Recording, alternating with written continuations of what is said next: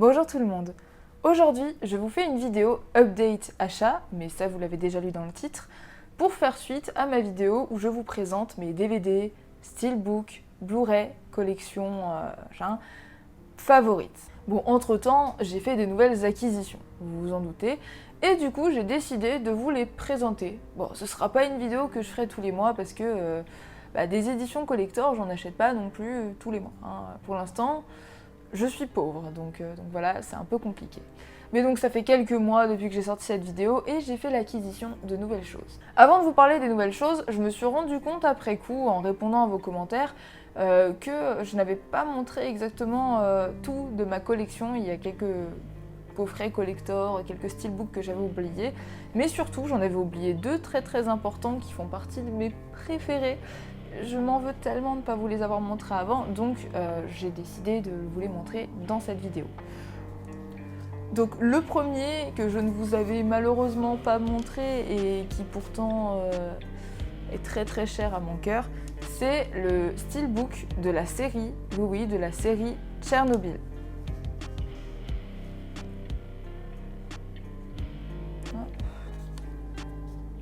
Donc pour ceux qui ne connaissent pas la série Tchernobyl, c'est une série en 5 ou 6 épisodes, je ne sais plus exactement, qui va raconter, entre guillemets et légèrement romancée, l'histoire qui s'est déroulée durant l'explosion nucléaire à Tchernobyl.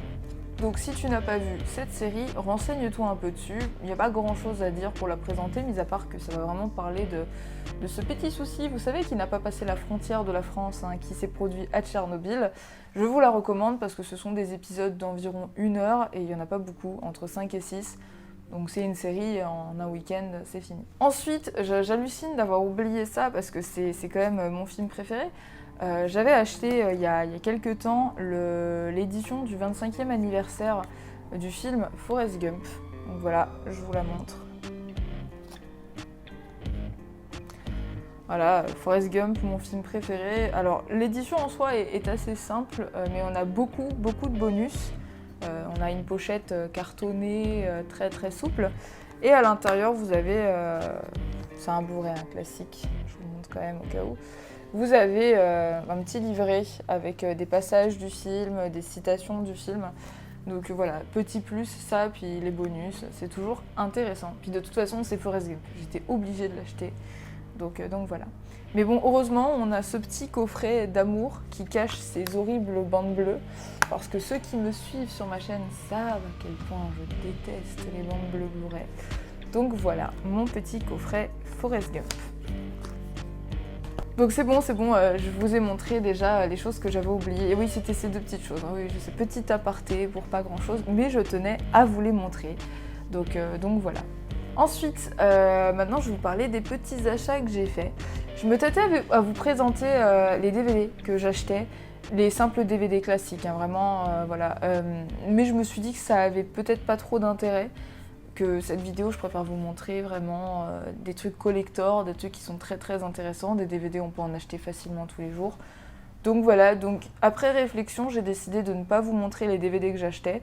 Si jamais vous avez envie que je vous montre chaque DVD à chaque update que j'ai pu acheter entre-temps, mettez-le dans les commentaires, mais moi, à l'heure actuelle, je m'étais dit, peut-être que vous vous en fichez un peu. Donc, parmi mes derniers achats, une des choses dont je suis extrêmement fière d'avoir acheté, et je commence par ça, on dit le meilleur pour la fin, mais moi je vais dire le meilleur pour le début, tiens. J'ai acheté l'édition du 40e anniversaire du film Halloween de John Carpenter, une édition vraiment magnifique. Hop, tenez, toujours le reflet, je suis désolée. Ah voilà, là comme ça on le voit moins. Voilà, donc c'est un coffret de chez ESC. Donc vous connaissez peut-être ce type de coffret pour ceux qui ont l'habitude d'acheter chez ESC. Je vous ferai un petit close-up d'ici quelques secondes. En tout cas, c'est trop marrant ce DVD, il y a une histoire avec, c'est que je l'avais commandé, pas sur le site de ESC, je l'avais commandé sur le site de la Fnac, je crois. Et en fait, je l'avais précommandé, plus exactement. Et quelques mois plus tard, quand je devais recevoir le DVD, je ne l'ai pas reçu. C'était genre décembre ou janvier, quelque chose comme ça. Mais comme j'étais préoccupée par d'autres choses, comme mon déménagement, le fait de devoir retrouver un travail, et j'avais passé les fêtes en famille, tout ça, je m'étais pas trop inquiétée du truc, j'avais pas reçu de mail ni rien, et je me suis dit peut-être que avec le Covid, le confinement qui venait de se terminer, avec je ne sais pas X ou Y raison, mon DVD n'était pas encore arrivé. Je crois que c'était le mois de février ou mars, je reçois un mail de la Fnac qui me dit on a perdu votre colis, donc vous n'aurez pas le DVD. Et moi je dis ok, très bien, il me rembourse et je me dis je vais le recommander. Et en fait il était en rupture de stock, mais vraiment je le trouvais nulle part. Du coup j'étais complètement dégoûtée. Genre vraiment j'étais là en mode super, j'ai raté Halloween, l'édition du 40e anniversaire. Parce que dans cette édition surtout vous avez en fait la version longue. Vous avez la version longue d'Halloween et je ne l'ai jamais vue, la version longue. Puis vous avez énormément de backstage et d'interviews. Vous avez une interview de Pascal Laugier, par exemple, qui vous explique un peu son avis sur le film. Bref, il y a énormément de choses.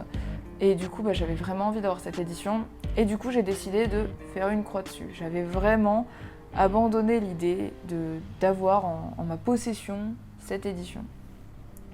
Et puis, vraiment, il n'y a pas très longtemps, je me balade à la Fnac et qu'est-ce que je vois pas avec juste le plastique qui recouvrait, qui était légèrement déchiré. Je vois cette édition, toute seule, posée comme ça, en vrac, dans le rayon horreur, avec un prix collé à l'arrache, mais voilà. Et en fait, je suis allée voir un des vendeurs et j'ai dit « Vous en avez d'autres ?» Et ils me disent « Non. On l'a retrouvé dans nos stocks, comme ça, il traînait tout seul, donc on l'a remis en rayon, mais... » Voilà. Et du coup, en fait, je l'ai acheté comme ça. J'ai dit, je l'ai acheté, voilà, en mode, c'est peut-être ma seule chance d'en avoir un. Et du coup, en fait, je me dis au fond de moi que c'était peut-être mon édition qui était perdue, parce que c'était quand même à la Fnac d'Aix que je l'ai trouvé. Et étant donné que j'habite à Aix, voilà, on sait jamais. Du coup, je suis très contente d'avoir pu finalement mettre la main dessus, parce qu'il me disait qu'il pouvait pas en recommander. Et je l'ai trouvé vraiment nulle part, ou alors si en revente par des particuliers qui le vendaient le double de son prix. Donc voilà, comme quoi... ce DVD, je pense que c'est le destin, il devait être pour moi, voilà. Ensuite, dans mes achats, toujours dans l'horreur, sachant que je réfléchis, je crois que... Ouais, en fait, tout ce que j'ai acheté, c'est de l'horreur. Enfin, tout ce que je vais vous présenter aujourd'hui, c'est du cinéma d'horreur. Et donc, ma deuxième acquisition, c'est encore une acquisition de chez ESC, c'est le deuxième volet de Vendredi 13, en soi, qui est un de mes volets favoris de la saga. Donc voilà. Je vous le montre, il est super beau. Après, il est totalement classique, c'est un steelbook avec un Blu-ray à l'intérieur, voilà. Oui, pour moi, il était indispensable parce que c'est vraiment un de mes volets préférés de la saga. Est-ce que j'achèterais tous les volets de la saga de Vendredi 13 en steelbook ? Je ne pense pas.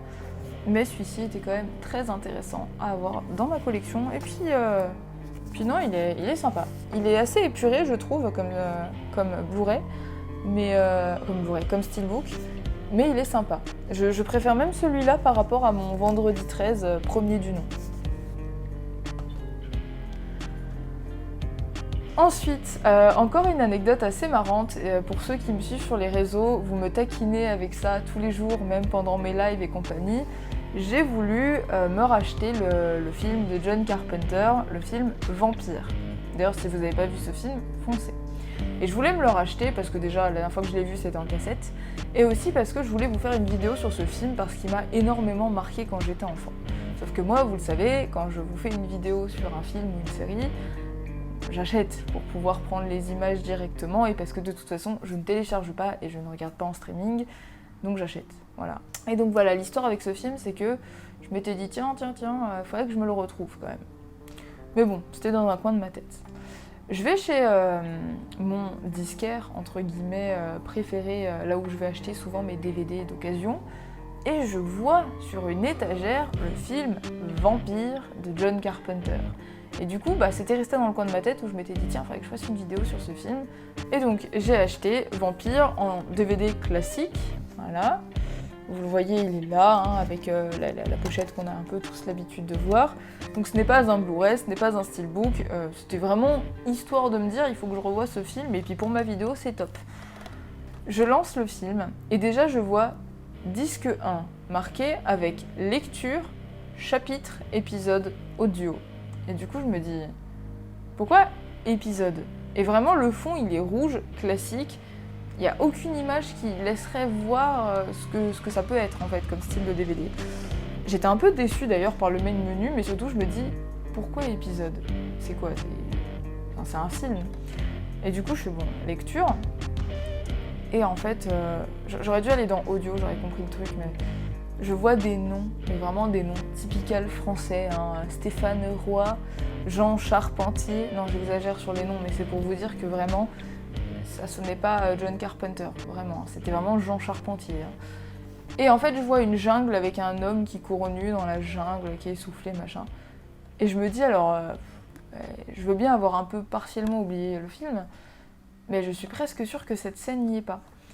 Et du coup, je continue pendant vraiment 2 minutes. Mais c'était vraiment les 2 minutes de c'est pas possible.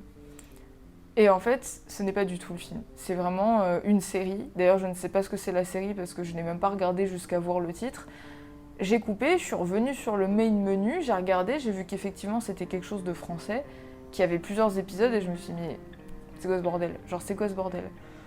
Et donc, du coup, en fait, sur le CD, ce n'est pas le bon film. Et vous allez me dire, c'est quoi, c'était un gravé, c'était pas le bon DVD? Peut-être, j'en sais rien. En tout cas, le disque, je vous le montre, il est comme ça. Donc c'est bien écrit Vampire dessus, et on a bien la pochette de Vampire dessus. Donc, techniquement, ça devrait être le bon film. Mais du coup, je sais pas si c'est une question d'encodage, j'en sais rien du tout. Bref, dégoûtée, je me dis, bon, il faut que je me le rachète, et vous savez quoi, je vais peut-être même me le racheter en Blu-ray, tant pis s'il y a les bandes bleues. Je vais sur Vinted, je vois que quelqu'un vend Vampire en Blu-ray, et en fait, dans la description, je vois, par contre, ne peut pas être lu sur une PS4. Et je me dis, c'est quoi ce bordel? Et en fait, je me renseigne auprès de certains amis, dont même les gardiens du cinéma, qui, eux, sont très très carrés et s'y connaissent très très bien en DVD. Et je leur demande le Blu-ray de Vampire, est-ce que ça vaut le coup? On me dit qu'il peut pas être lu sur une PS4, moi j'ai la PS4 et tout, comment ça se passe? Et en fait, on m'a expliqué à plusieurs reprises qu'il y avait eu beaucoup de soucis avec les Blu-ray de Vampire, que l'encodage n'était pas toujours bon et qu'effectivement il y avait certains Blu-ray qui se lisaient dans un lecteur Blu-ray, mais qui pouvaient ramer sur une PS4. Donc je décide de pas l'acheter. Je vois en passant sur un site que vous connaissez peut-être, Momox, Vampire en Blu-ray et en plus en version longue. Que demande le peuple? Il coûtait vraiment pas cher, il était à 12 € en neuf. Je me dis, allez, je le tente. Et vraiment, je précise que dans la description, par rapport à ce que je vais vous dire, rien n'était expliqué sur ce que je vais vous raconter.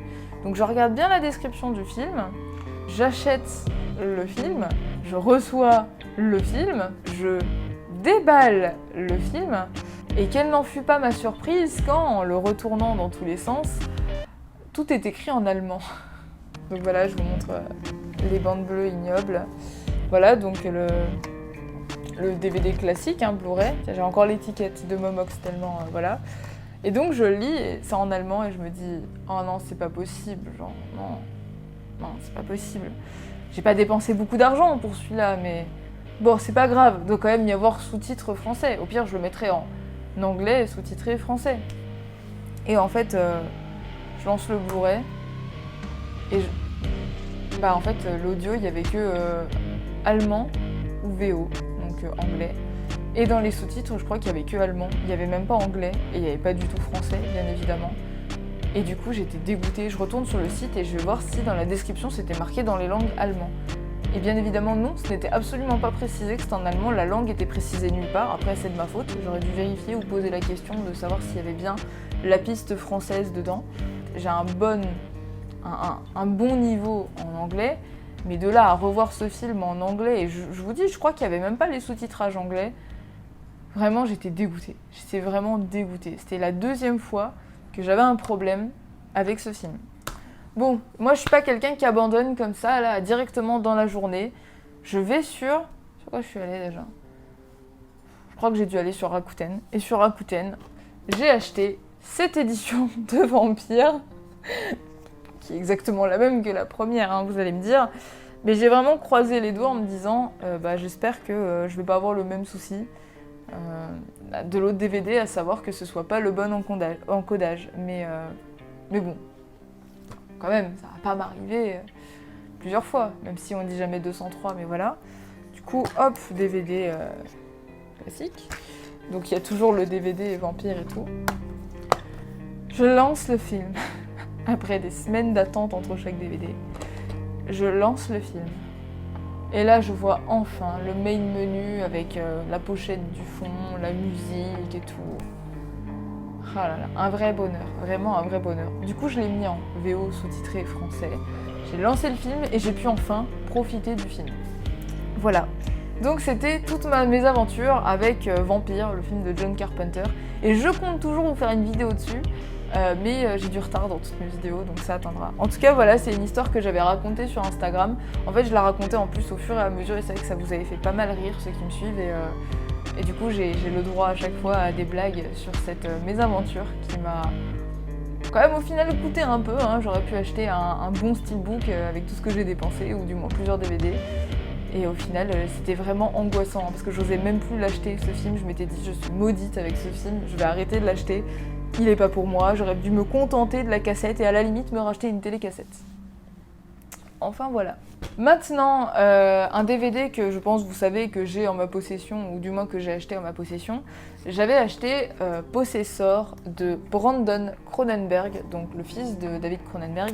J'ai fait une vidéo sur ce film que j'espère vous avez vu, malgré la limite d'âge qui m'a été imposée par YouTube parce que les images sont beaucoup trop violentes. Voilà, en tout cas...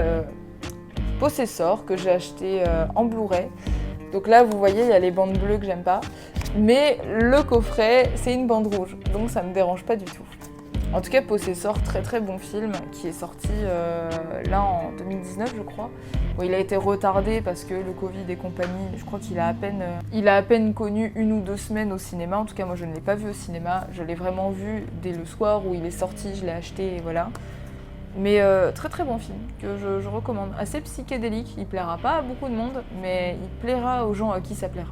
Ensuite j'ai acheté un DVD que j'avais reçu dans un Mad Movie. C'est le film Magic de Richard Attenborough, donc je sais pas si vous connaissez ce film. C'est le film qui a littéralement fait connaître Anthony Hopkins. Et en fait le film je l'avais adoré, sauf que vous savez les éditions de films Mad Movie, c'est des petits DVD très fins, plaqués. Sans backstage, sans vraiment de bonus et compagnie. Et vu que j'avais vraiment adoré ce film, je m'étais dit qu'il fallait que je m'achète un vrai DVD.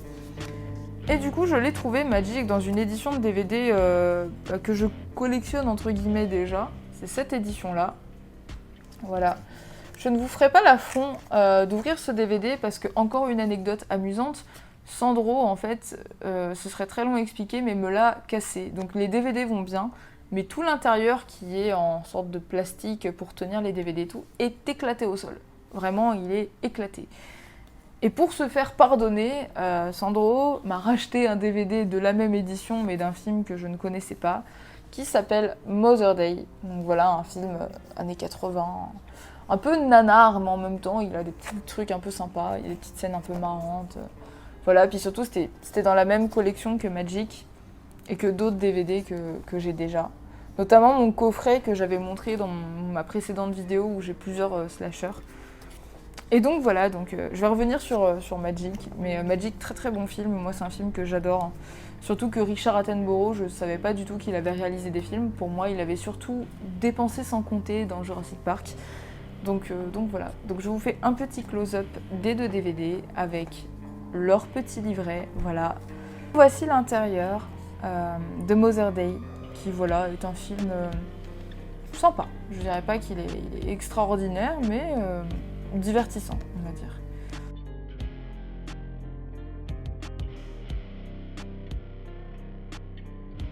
Avant ces 2 DVD, j'avais acheté le film Hell Night, qui était très très mauvais de cette édition-là, que j'avais vraiment pas aimé, mais je m'étais fait avoir par le côté Linda Blair, voilà, actrice que j'aime énormément, et qui du coup est dans le film. Et la pochette aussi, puis l'édition, puis tout ça qui rendait le film très attrayant, alors que le film était, à mes yeux en tout cas, très très mauvais. Encore un achat que j'ai fait chez mon petit disquaire que j'aime bien à Aix, qui a parfois des petits trucs assez sympas. C'est le DVD, le DVD non, c'est plutôt le coffret Grindhouse. Hop, oh là là, il y a beaucoup de reflets.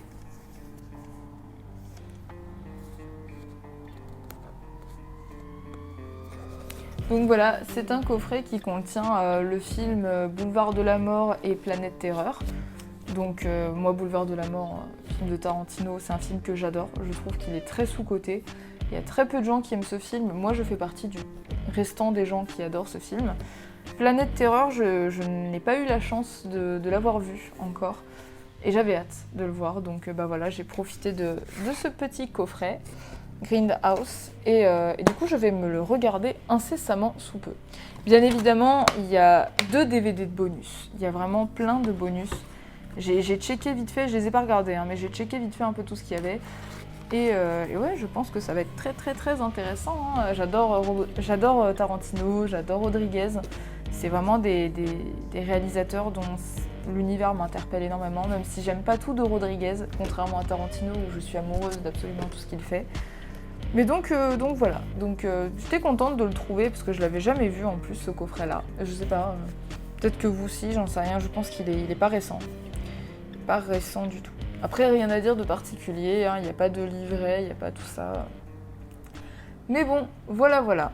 Et donc c'est ainsi que se termine le petit tour de mes achats. Donc voilà, comme je vous ai dit, il n'y a pas énormément de choses parce que j'ai surtout acheté des DVD. Que j'adore les... Oh putain, j'y crois pas, j'ai oublié Kill Bill.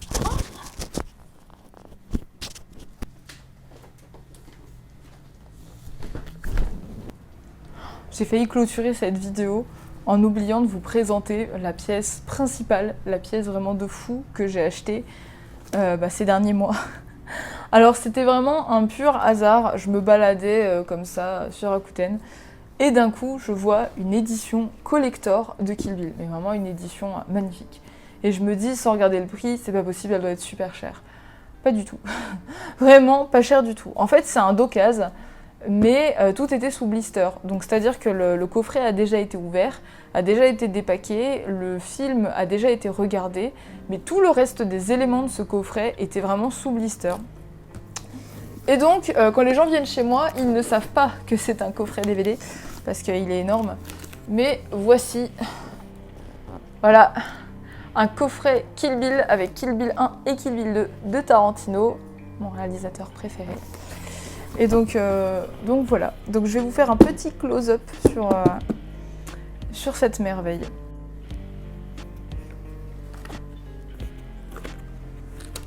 Du coup voilà, je vous ouvre ce magnifique coffret qui est très grand, avec une petite mousse de protection qui honnêtement ne sert pas à grand chose puisque en fait ça ne protège pas la totalité du colis. Ça c'est le petit bémol du colis. Donc dedans, vous avez la petite fiche qui vous dit ce que vous avez dedans. Donc vous pouvez le voir par vous-même, beaucoup de choses. Voilà. Donc le premier truc sur lequel on tombe, c'est un livre Kill. Hop. Donc voilà, un petit mot. Et quelques anecdotes de tournage avec des très beaux visuels du film. Voilà, attention. Donc vous avez des explications sur le 1 et sur le 2. Voilà, les visuels sont magnifiques. Je ne vais pas tous vous les montrer un par un, mais voilà. Ah, le Bill, il est là. Ouais, d'accord. Kill Bill. Ouais, c'est super beau. Moi, j'adore. Ensuite, vous avez quelques images du film et vous voyez la lumière de mon ring light. C'est magnifique. Je vais l'enlever un petit peu parce qu'il ne faut pas déconner non plus. Globalement, voilà, vous avez quelques images. Je ne vais pas non plus toutes vous les montrer. Voilà, en papier photo, vous le voyez au reflet. Des images qui vont finir accrochées chez moi, bien évidemment. Voilà. Ensuite, vous avez les DVD, tout simplement. Un coffret DVD assez classique. Voilà. Kill Bill, volume 1, volume 2. Hop, je vais vous les sortir. Donc après, j'avoue que les pochettes sont quand même... les pochettes. La pochette est quand même vachement jolie. J'aime bien ce design-là. Voilà, on voit les personnages en version un peu style BD. C'est vachement cool. Et voilà, les DVD avec énormément de bonus aussi dans ces éditions-là. Je vous mets l'arrière en entier. Ça fait une jolie fresque. Donc les DVD, eux, sont d'occasion. C'était la seule chose qui n'était pas sous blister quand j'ai récupéré ce coffret. Mais je m'en fiche parce que je les avais déjà de toute façon. Ça par contre, je ne l'avais pas, c'est la BO de Kill Bill volume 1 et volume 2. Donc la BO du film qui est pour moi j'ai envie de dire une des meilleures, mais non, parce qu'en fait je repense à toutes les BO des films de Tarantino, et en fait toutes les BO sont incroyables. En tout cas, ça fait un chouette coffret, un très très beau coffret, très très intéressant. J'avais un marque-page aussi dedans, mais il est dans un de mes livres. Je suis désolée, je ne vais pas pouvoir vous le montrer aujourd'hui. Mais voilà, ce charmant petit coffret Kill Bill 1 et 2. Et donc voilà, c'est déjà la fin de cette vidéo. Si vous aussi, vous avez des éditions similaires aux miennes ou exactement les mêmes que les miennes, n'hésitez pas à le partager dans les commentaires. Voilà, j'ai pas grand chose à vous montrer parce que je n'ai pas inclus les DVD, vu que j'ai acheté quand même beaucoup de DVD, il y avait pas mal de promos à la Fnac, tout ça. Donc voilà, si jamais ça vous intéresse vraiment de voir les DVD que j'achète au fur et à mesure, dites-le moi. Moi j'ai vraiment pas senti ça hyper intéressant, même si j'ai acheté des très très bons films. Je sais que beaucoup d'entre vous m'avaient un peu jugé sur le fait que j'achète des DVD. Je répète les commentaires du genre qui achète des DVD en 2021, voilà. Ce genre de commentaires toujours très, très intéressants et constructifs. Oui, j'achète des DVD. Non, je n'ai pas les moyens d'acheter tout le temps des Blu-ray ou des Steelbook. Et moi, les DVD pour certains films, ça me convient parfaitement. Voilà, surtout pour des films des fois que je ne connais pas. Voilà, il y a quelques films d'horreur que je n'ai pas vus, qui sont des films un peu mainstream ou quoi que ce soit. Avant d'en acheter une très belle édition, j'aime bien aussi me faire mon avis sur le film et de savoir s'il mérite d'être vu en Blu-ray ou dans une très très belle édition avec beaucoup de backstage, de bonus et compagnie. Mais enfin soit, voilà, c'était vraiment une petite vidéo pour refaire quelque chose sur ma chaîne de manière très rapide, puisque mes autres vidéos demandent un petit peu du temps. Désolée d'ailleurs pour ma non-récurrence actuelle sur YouTube, vraiment, je vous promets que je vais faire des efforts. Mais ces derniers temps, les vidéos que j'ai commencé à faire en fait avaient des soucis de son ou des soucis d'image, donc je n'ai pas pu vous les présenter pour l'instant. Voilà, j'ai des projets en cours.